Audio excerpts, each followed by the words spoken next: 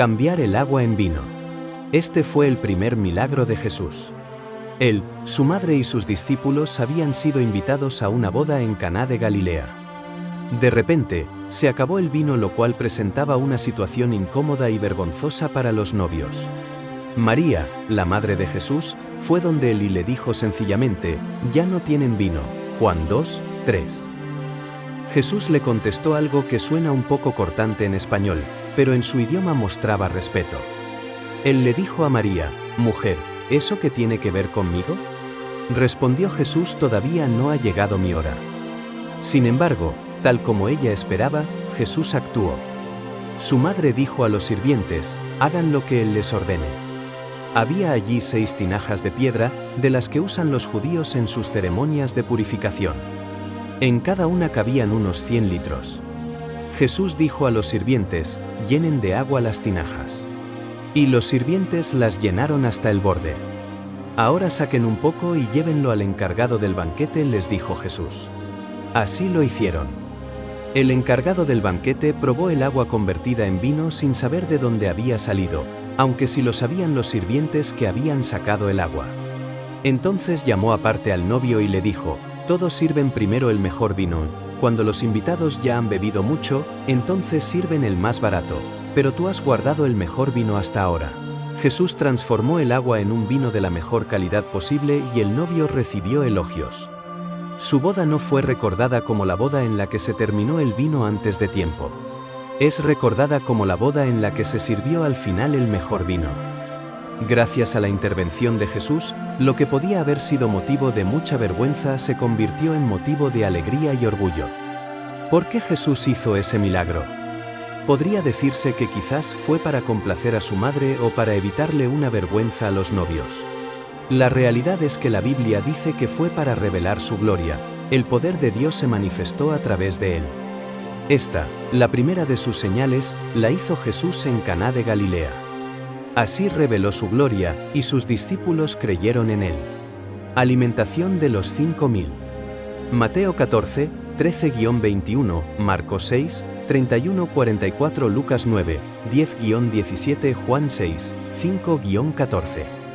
Jesús acababa de recibir la noticia de la muerte de Juan el Bautista, su primo. Se había retirado en una barca para estar más tranquilo, pero las multitudes se enteraron de hacia dónde se dirigía y lo siguieron. Cuando Jesús desembarcó y vio a tanta gente, tuvo compasión de ellos y sanó a los que estaban enfermos. Mateo 2:14. El corazón de Jesús era uno muy compasivo. Él dejó de lado su propio dolor para comenzar a ministrar de inmediato a las personas que habían llegado hasta allí. Al atardecer, sus discípulos le sugirieron dejar ir a la gente para que comieran y se fueran a sus casas. Jesús les contestó: «No tienen que irse», contestó Jesús. «Denles ustedes mismos de comer». Mateo 2:16. Pero alimentar a 5.000 hombres, más las mujeres y los niños, no era una tarea fácil. Los discípulos le dijeron a Jesús que solo tenían 5 panes y 2 pescados, quizás para intentar que entrara en razón. ¿La respuesta de Jesús? Jesús ni se inmutó. Él confiaba en el inmenso poder de Dios, sabía que habría más que suficiente y así fue.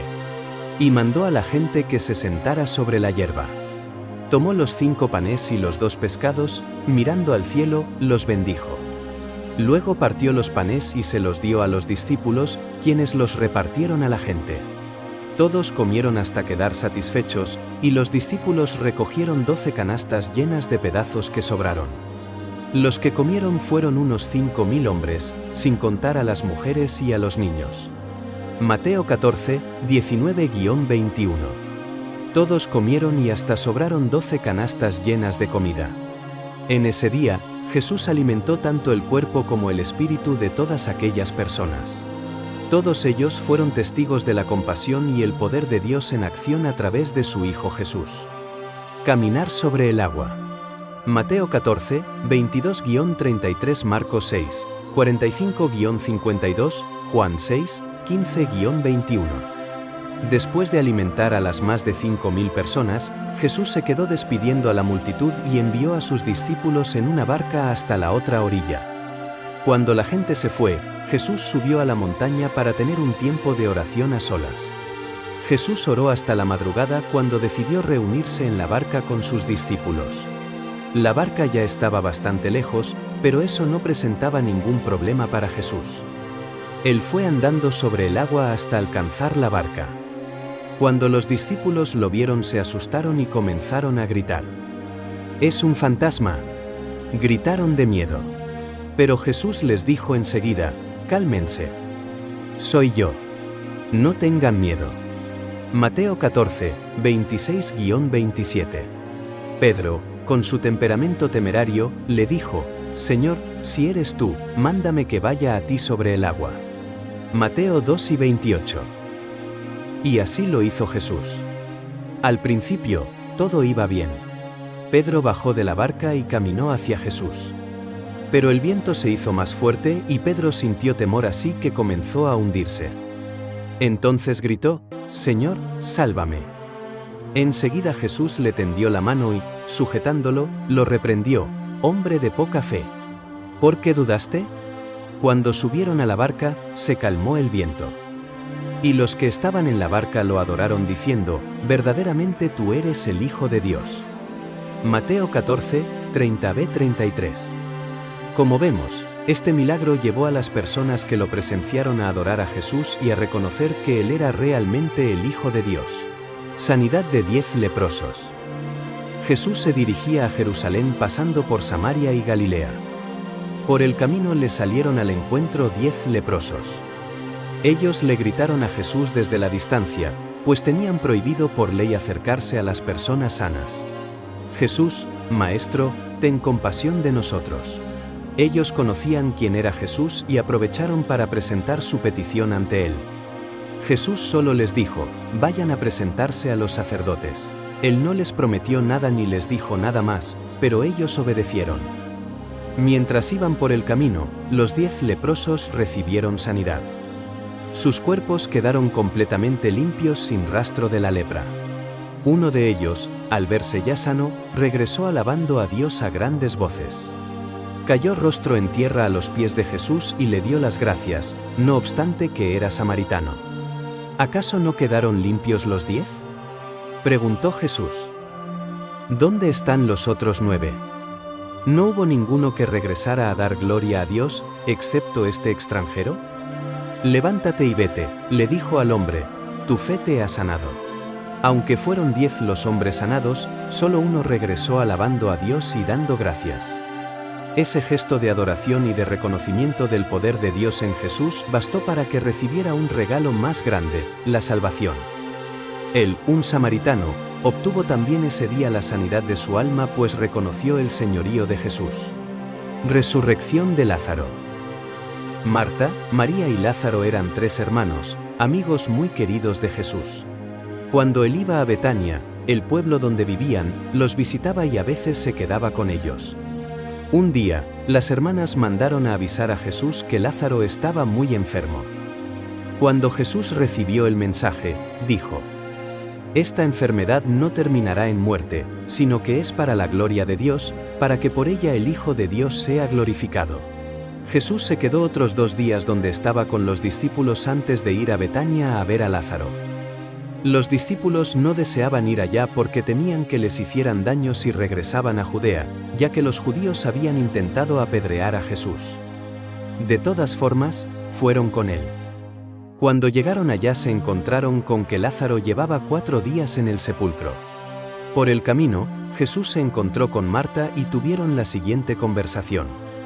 «Señor», le dijo Marta a Jesús, «si hubieras estado aquí, mi hermano no habría muerto. Pero yo sé que aún ahora Dios te dará todo lo que le pidas». «Tu hermano resucitará», le dijo Jesús. «Yo sé que resucitará en la resurrección, en el día final», respondió Marta. Entonces Jesús le dijo: «Yo soy la resurrección y la vida. El que cree en mí vivirá, aunque muera, y todo el que vive y cree en mí no morirá jamás». ¿Crees esto? Claro que Marta lo creía. Ella estaba segura de que en Cristo, ellos tenían la vida eterna. Marta fue a avisarle a María que Jesús ya estaba cerca y María salió a alcanzarlo. Jesús tuvo una conversación con ella parecida a la que había tenido con Marta, pero Jesús quedó muy conmovido al ver a María llorar y preguntó dónde habían puesto a Lázaro. Jesús lloró, Juan 11:35, y se dirigió con ellos hacia el sepulcro. Al llegar allí, les ordenó quitar la piedra. Entonces quitaron la piedra. Jesús, alzando la vista, dijo: Padre, te doy gracias porque me has escuchado. Ya sabía yo que siempre me escuchas, pero lo dije por la gente que está aquí presente, para que crean que tú me enviaste. Dicho esto, gritó con todas sus fuerzas: Lázaro, sal fuera. El muerto salió, con vendas en las manos y en los pies, y el rostro cubierto con un sudario. Quítenle las vendas y dejen que se vaya, les dijo Jesús. Juan 11:41-44. Tal como Jesús había dicho, la enfermedad no terminó en muerte sino en resurrección. Jesús, el Hijo de Dios, fue glorificado. Y ese vino a ser también día de salvación para muchas personas. El versículo 45 dice: muchos de los judíos que habían ido a ver a María y que habían presenciado lo hecho por Jesús creyeron en él. Sanó desde la distancia al siervo de un centurión. Texto bíblico: Mateo 8, 5-13, Lucas 7, 1-10. Un centurión que vivía en Capernaum tenía un siervo al que apreciaba mucho, pero el siervo estaba enfermo con parálisis. El centurión había oído hablar de Jesús y decidió pedirle ayuda. ¿Su petición? La sanidad de su siervo. Sin embargo, el centurión no se sentía digno de que Jesús entrara en su casa y así se lo dijo: Señor, no merezco que entres bajo mi techo. Pero basta con que digas una sola palabra, y mi siervo quedará sano. Porque yo mismo soy un hombre sujeto a órdenes superiores, y además tengo soldados bajo mi autoridad. Le digo a uno, ve, y va, y al otro, ven, y viene. Le digo a mi siervo, haz esto, y lo hace. Al oír esto, Jesús se asombró y dijo a quienes lo seguían: les aseguro que no he encontrado en Israel a nadie que tenga tanta fe.